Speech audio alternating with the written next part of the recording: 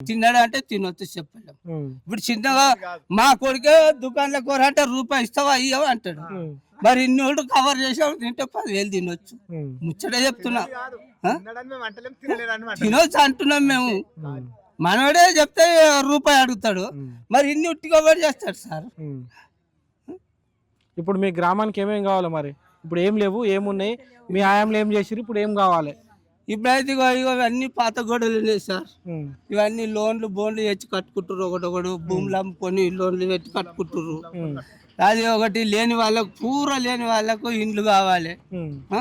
ఉమ్, భూములు ఇచ్చి జాగాలు ఇచ్చి ఉన్నాయి జాగాలు అక్కడ తిన్నాడు అంటే తినొచ్చు చెప్పలేం. ఉమ్, ఇప్పుడు చిన్నగా మా కొడుకే దుకాణంలో కూరంటే రూపాయి ఇస్తావా ఇయ్యవు అంటాడు. ఉమ్, మరి ఇన్ని కవర్ చేసావు తింటే 10,000 తినొచ్చు. ఉమ్, ముచ్చట చెప్తున్నా.